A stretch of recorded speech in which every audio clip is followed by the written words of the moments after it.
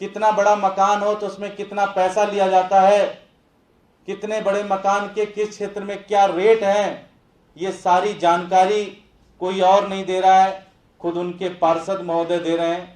और उनकी और एक बिल्डर के बीच की जो पूरी बातचीत है उसकी रिकॉर्डिंग हम आपके सामने प्रस्तुत करने जा रहे हैं। जैसा कि आप सबको पता है कि 2017 में जब एमसीडी के चुनाव हो रहे थे दिल्ली के अंदर, तो भारतीय जनता पार्टी ने उस समय के अपने जितने भी पार्षद थे सबकी टिकट काट दी थी और ये कहा था कि ये सारे पार्षद भ्रष्टाचार में पूरी तरह से डूबे हुए हैं, जनता में बहुत ही अलोकप्रिय हैं, इसलिए इन सबको हम सजा दे रहे हैं, इन सबकी टिकट काट रहे हैं। और उस समय के जो प्रदेश अध्यक्ष थे मनोज तिवारी जी, उन्होंने एक नारा लाए थे, नए चेहरे नई उड़ान, और इस नारे के साथ उन्होंने ये तय किया था कि वो दिल्ली के अंदर एक नई कहानी लिखेंगे।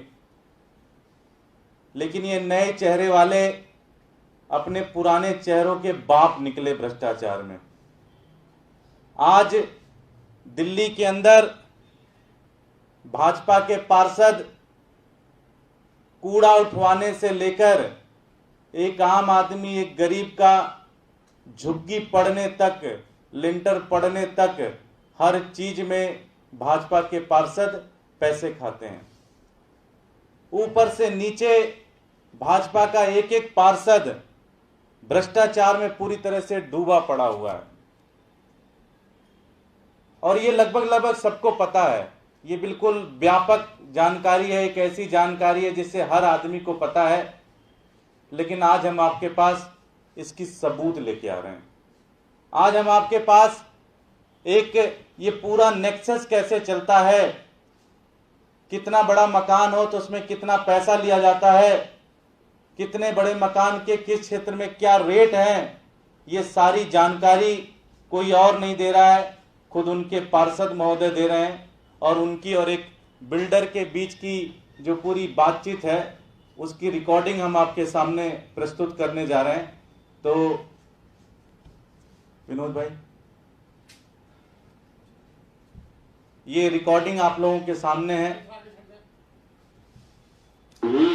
हाँ जी, राम राम। राम राम। नहीं ऐसे कार्य कर रहे हो, थोड़ा आपका लोगों का आशीर्वाद रहता है तभी तो चल पाते हैं। आपने कही कि माल दे दो तो पूरी गारंटी रहेगी, सामान पहुंचने के बाद भी गारंटी का तो कुछ होना चाहिए ना। माल तो अपनी मर्जी से दे रहे हो आप, जो आप दे रहे हो रेट तय कर रहे हो, मैंने ले लिया, मैं मना तो नहीं करना। नहीं तो वो तो 4 तो आपने बोला था 600 रुपए और क्या नाम है, मैंने आपने बोला था कि 700 रुपए 500 रुपए उन्होंने बोला है, फिर बैठ के आपने की 50 रुपए ही मेरी गुंजाइश है। ठीक है, इस बात हाँ दूसरे ये सुननी चाहिए। हाँ आप बोलो पहले। जैसे आज आप परेशान होकर आ गए ना, जब कल वो सब कुछ हुआ, वैसे पहले ऐसे तो कोई इतनी लंबी बात नहीं होती, नहीं समझे। अभी जब दिक्कत नहीं हो तभी भागे नहीं, उससे पहले ही आ गए ना। 10 रुपए काम 20 रुपए बना लेता है, तो 10 रुपए काम है ना, आदमी होता लालच में आ जाता है कि लालच में मैं कर लूँ ये कर लूँ। कोई आदमी छोटी सी रहती है कि यार सब आ रहे, दुनिया मिलने आ रही है और वो बंदा नहीं आ रहा।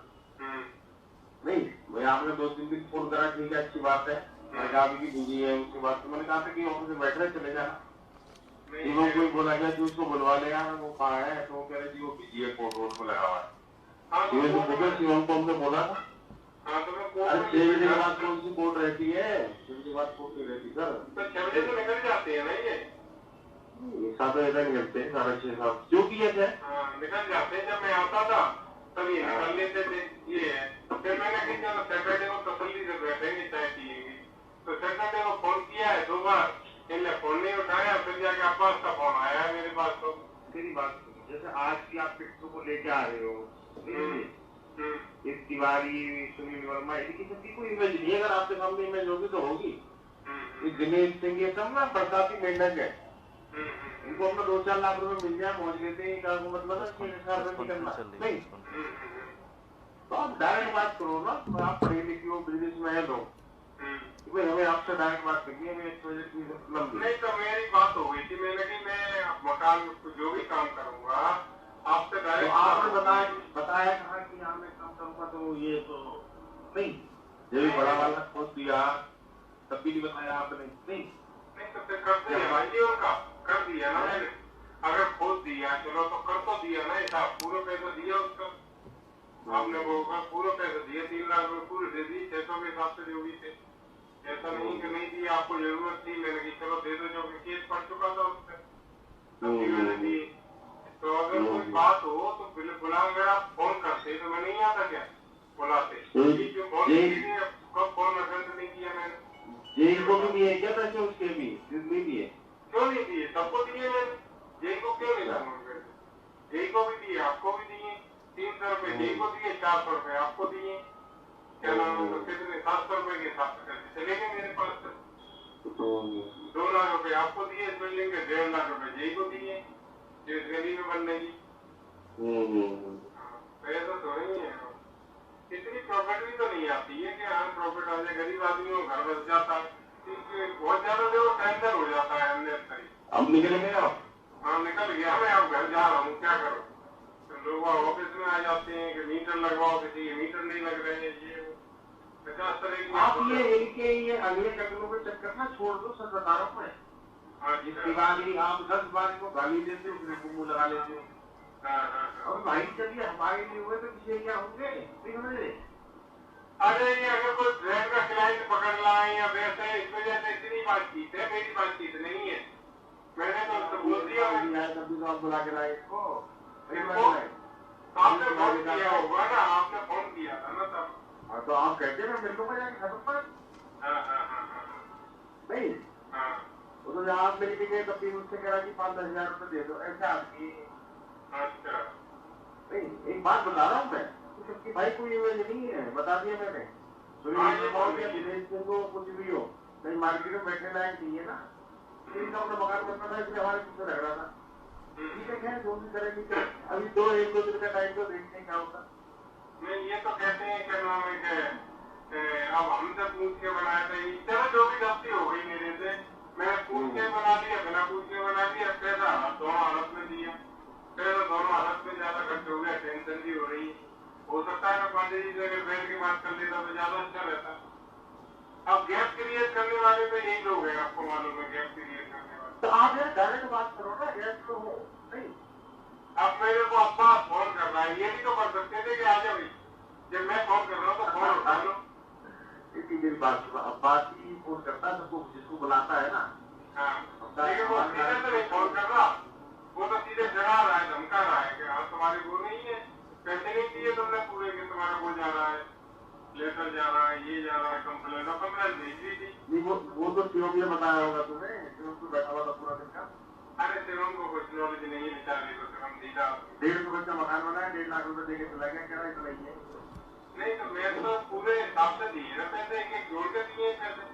और कभी जब भी आपने बुलाया है कि ये चलता है इस चीज का उस चीज का, मैंने कभी मना नहीं की, जब तक मेरा काम चलता रहेगा मैं सेवा करता रहूंगा। तो मैं मना कहाँ कर रहा हूँ आपको? तो फिर उनको किसी से मेरे से हटा देना चाहिए ना, कि हाँ चलो ये ज्यादा ही नाराज रहते हैं, ये कि मैं देखूंगा इन्हें, यहाँ भी तो बात खत्म हो सकती है। बात सुनो, आप ना बिजनेस मैन हो और डायरेक्ट बात करके सीखो। देखो हम बता रहा हूँ मैं, जब अंदर भी चेंजिंग में 4 लोग बोलो तो बात मत करो, बोलो जी मेरे को 5 मिनट समय देते, मैं जब भी टाइम को बता दे और मिलते जुलते रहो यार। ये कोई ऐसा नहीं है ना कि मकान में तभी मिलना है। हाँ तो मिलना जुलना कोई वो तो नहीं है, बुलाओगे तो क्यों नहीं आएंगे। एक तो मैं बताता हूँ मैं। ठीक है।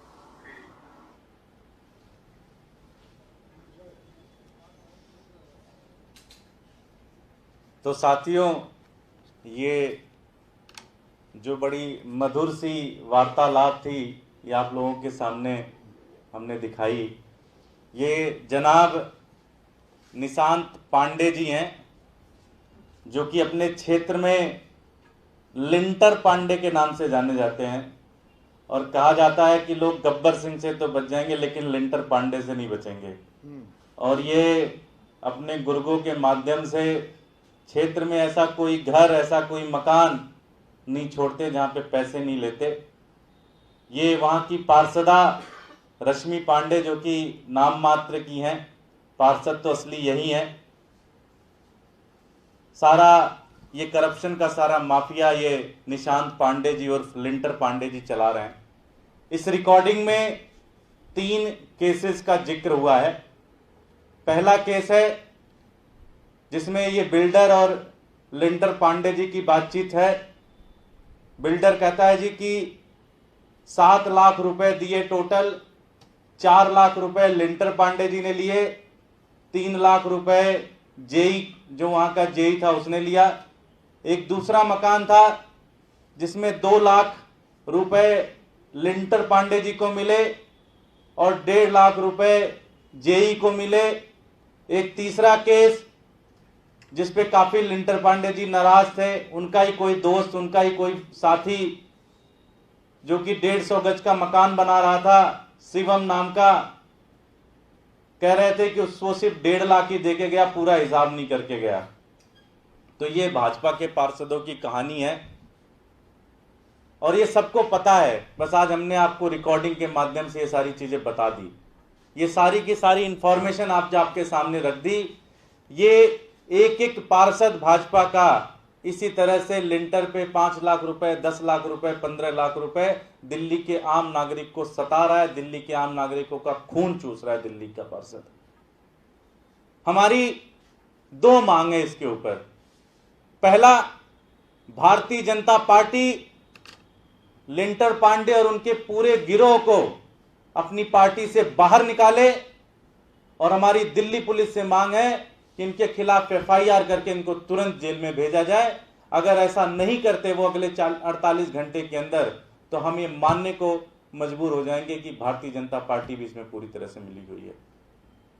मैं अपने साथी रोहित मेहरोलिया जी, जो कि वहाँ के विधायक हैं, ये उस क्षेत्र से बड़े जानकार हैं, इनका भी लिंटर पांडे जी से लगातार वास्ता पड़ता रहता है। मैं चाहूंगा कि ये भी 2 शब्द कहें।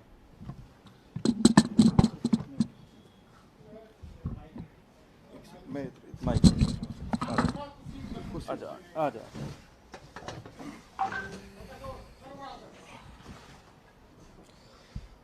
सभी को नमस्कार। वैसे तो सारी बातें दुर्गेश जी ने विस्तार पूर्वक आपको बता दी हैं कि किस प्रकार से भारतीय जनता पार्टी के पार्षद, जिन्होंने तीनों निगमों को भ्रष्टाचार का अड्डा बनाया हुआ है और आम जनता ने बड़े भरोसे के साथ में इन लोगों को चुना था कि हमारे काम आएंगे, हमारे यहाँ क्षेत्र में विकास करेंगे, हमारे गली की सड़क बनवाएंगे या हमारे लाइट लगवाएंगे, अन्य जितने भी काम होते हैं, लेकिन उन सभी कामों को छोड़ के ये उल्टा जनता का खून चूसने में लगे हुए हैं। यहाँ पर बात केवल बिल्डरों की नहीं है, बात एक आम आदमी की भी है। ऐसा कोई दिन नहीं होता कि मेरे ऑफिस में शिकायत नहीं आती है लिंटर पांडे भाई साहब की, कि जो पार्षदा के जेठ हैं और जिनका आतंक आज वो आतंक के पर्याय बन चुके हैं। न्यू अशोकनगर वार्ड के अंदर पूर्वी दिल्ली नगर निगम का ये वार्ड है 4E, जहां से ये पार्षद जो हैं रजनी पांडे जी उनके जेठ हैं। और ये निशांत पांडे जी का आतंक कितना है कि कोई गरीब आदमी कर्जा पानी लेके अपने बच्चों की पेट पट्टी काट कर अगर मान लीजिए 25 गज का 30 गज का मकान बनाता है, 50 गज का मकान बनाता है, तो वहां भी ये लोग उनका पीछा नहीं छोड़ते हैं। वहां भी ये उनसे मोटी मोटी रकमों की उगाही करने के लिए इनके गुर्गे और ये लोग पहुंच जाते हैं। तो आज ये साबित हो चुका है कि किस प्रकार से भारतीय जनता पार्टी के पार्षद भ्रष्टाचार में पूरी तरीके से लिप्त हैं। ना केवल लिप्त हैं बल्कि जनता के बीच में किस प्रकार से आतंक का पर्याय बन चुके हैं। तो आज जो मांग आम आदमी पार्टी की ओर से भाई दुर्गेश पाठक जी ने की है, आज मैं भी यही कहना चाहूंगा कि आज बेनकाब हो चुकी भारतीय जनता पार्टी अगर आप ये वीडियो YouTube पर देख रहे हैं तो हमारे चैनल को सब्सक्राइब करें और बेल आइकन को दबाना ना भूलें। अगर आप Facebook पर ये वीडियो देख रहे हैं तो हमारे पेज को लाइक करें।